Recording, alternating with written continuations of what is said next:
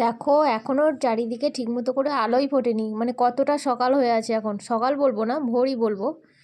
তো বিশেষ কিছু কারণের জন্য আমাকে বেরোতে হবে বলে দেখো এখন আমি ভোরবেলায় উঠে একদম দুয়ার ঘরে জল টল দিয়ে একদম মানে রেডি হব বলে উঠে পড়েছি।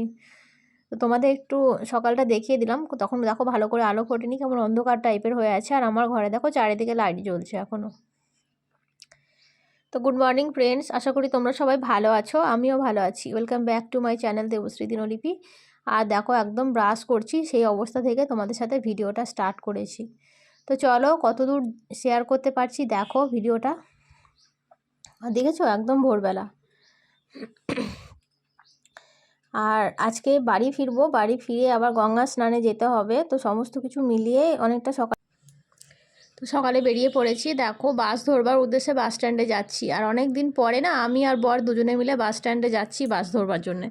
আর বাসে করে বাড়ি ফিরছি, কারণ বর সেবারে বাইক নিয়ে আসেনি, তাই আমাদেরকে বাসে করে বাড়ি ফিরতে হয়েছিল। তো ব্যাগটা কিছু ছিল না সেরকমভাবে।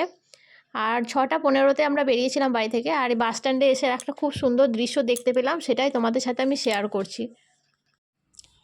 কতগুলো কুকুরের বাচ্চা দেখো খাবারের জন্যে সকাল থেকে ঘুরঘুর করছে ওখানটায়।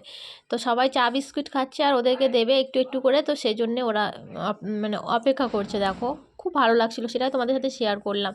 আর এখন দেখো বাড়ি ফিরে চলে এসেছি, একদম গাড়িতে করে যাচ্ছি গঙ্গা স্নান করতে। আমি আর বর দুজনেই যাচ্ছি, কাউকে নিয়ে যাইনি। হাতে টাইমটা কম ছিল, যেহেতু সেদিন স্কুল বার ছিল মঙ্গলবার। তো আমার বর এসে আবার স্কুলে গেছিলো, তো সেজন্যে। আর এখন এটা মানে রাস্তা দিয়ে যাচ্ছি, সেই ভিউটা তোমাদের সাথে একটু শেয়ার করলাম। আর তারপরে এই দেখো আমরা এখন এটা রেল গেট পেরোবো, মানে বহরমপুর ঢোকার আগে যে রেল গেটটা আছে, যারা আমার এখানকার লোকাল বন্ধু আছো তারা হয়তো জানবে বিষয়টা। তো সেটাই পেরোচ্ছি। তো এখন আমরা দেখো রামেন্দ্র সুন্দর সেতুর ওপরে উঠে গেছি, মানে গঙ্গার উপরে যে ব্রিজটা সেটার ওপরে উঠে গেছি। খুব সকাল সকাল ছিল বলে ভিড় ভাড়টা খুব একটা বেশি পায়নি, রাস্তাটা ফাঁকাই ছিল। তো তোমরা হয়তো বলবে হঠাৎ কী কারণে গঙ্গা স্নান। তো এটা এই কারণে, কারণ সামনে আমাদের বাড়িতে সামনে অমাবস্যাতে কালী পুজো আছে। তো এবার যেহেতু আমারই সমস্ত দায়িত্ব, তো গঙ্গা স্নান না করে কালী কাজকর্ম করতে একটু খারাপ লাগছিল, তাই আমি আর বর গেলাম একটু গঙ্গা স্নান করে গঙ্গা জল আনবার জন্যে। তো চলো আমরা এখন যাচ্ছি। আর ওখানে গিয়ে তোমাদের সাথে আশা করি ভিডিও বেশি কিছু আর শেয়ার করতে পারবো না। এই দেখো আমরা পৌঁছে গেছি, তোমরা একটু প্রণাম করে নাও। আর দেখো এখন আমি চলে এলাম সরাসরি একদম রাত্রে।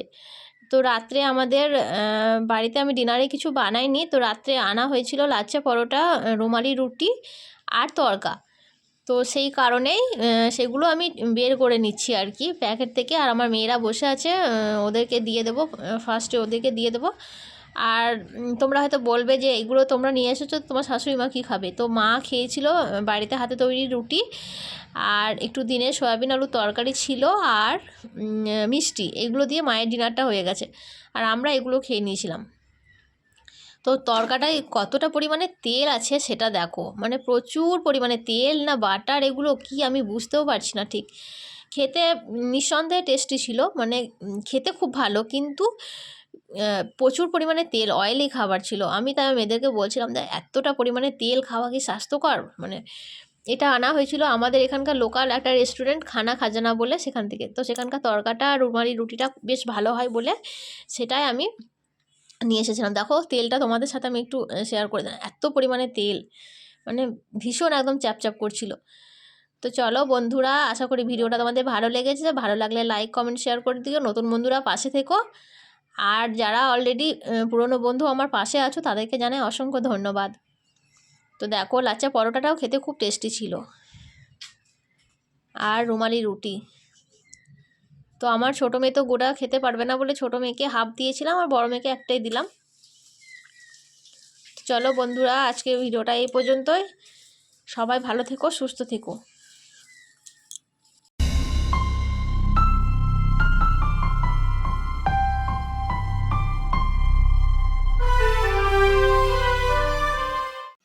উড়েছে মন, পুড়েছে মন, যা ছিল আমার সবই তোর হাতে।